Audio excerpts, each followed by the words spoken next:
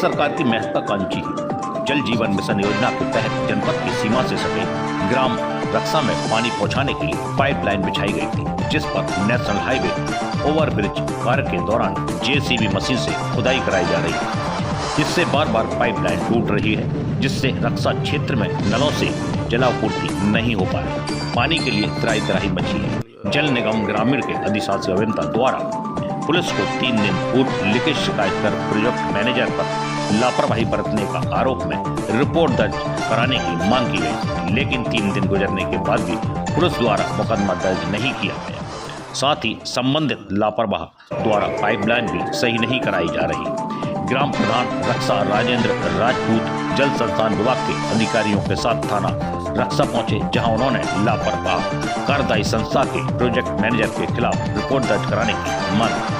जल निगम ग्रामीण के अधिशासी अभियंता रणविजय सिंह ने 4 अप्रैल को रक्षा थाना में शिकायती पत्र दिया और आरोपी प्रोजेक्ट मैनेजर के विरुद्ध कार्रवाई की मांग की थी। आपको बताते चले कि पाइपलाइन टूटने से रक्षा क्षेत्र की लगभग 20,000 की आबादी प्रभावित हो रही है, पानी के लिए तरस रही है। आज फिर शिकायती पत्र देकर आरोपी के विरुद्ध मुकदमा दर्ज करने की मांग की गई है।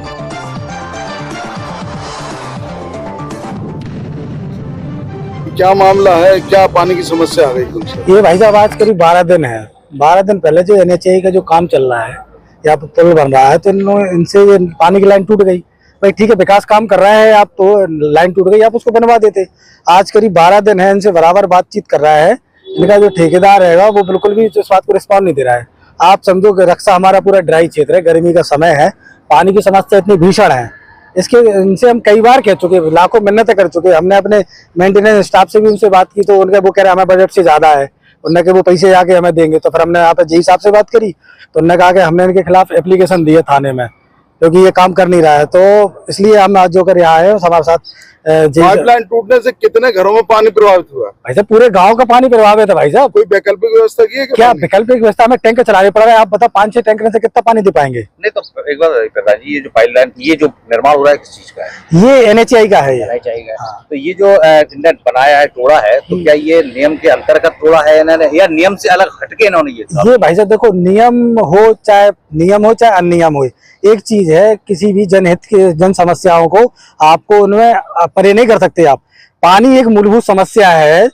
अगर आप नियम कायदे से भी कर रहे हैं, आपसे टूट गई थी, आप उसको जुड़वा देते।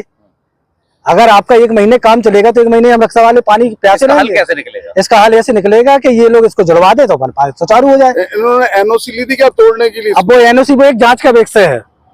NOC एक जांच का विषय है, हम उसके लिए बाकायदा इनके खिलाफ कार्रवाई कराएंगे। इसका कोई हल है कि जैसे ये जुड़ भी जाए, इनकी पुलिया भी डिस्टर्ब ना हो, तो वो रास्ता कहाँ से है? वो भाई साहब हल तो होगा ही ना। जब आदमी जब टेंडर लेता है, जब काम करता है, तो वो सारी चीजें समझ में आती हैं। टूटी रहेगी नहीं, ऐसे टूटे कैसे रहेगी? और ऐसे टूटे रहने भी नहीं देंगे हम, नहीं तो हम काम नहीं करने देंगे। रक्षा में कितनी जनसंख्या है? रक्षा में भाई साहब 20,000 प्लस पब्लिक है। नहीं, बड़ी नहर इसके बगल से निकली हो, तोड़ दिया, अगर नहर चालू हो जाए तो ऐसे में क्या स्थिति बनेगी? ये तो निश्चित तौर पर नुकसान होगा, निश्चित तौर पर नुकसान होगा। बिल्कुल इन लोगों की ये हील हवाली है और बिल्कुल काम के प्रति रवैया उदासीन। संबंधित विभाग को पत्र लिखा हमने भाई साहब, आप पत्रों की नहीं कहा, वहाँ पर 4-5 किलो पड़ गया पत्र। ऐसा कौन विभाग नहीं रहता हमें लिखा पड़ी, हमें तो लिखा पड़ी, तो हम पहले तो वही करते ना। आप समझो, मैं मौका पे क्यों आना पड़ा? मौका पे हमें इसलिए आना पड़ा कि जब हमें सुनवाई नहीं होगी, हमने जेई साहब से बोला, वे आ गए यहाँ पे, वो भी हमारे साथ कोऑपरेट कर रहे हैं बराबर, क्योंकि इसके पहले गंदा ठेकेदारी गलती है, ठेकेदारी की पूरी गलती है और उसके ऊपर बिल्कुल कार्रवाई होनी चाहिए। क्या मुकदमा लिखाएंगे? बिल्कुल लिखाएंगे।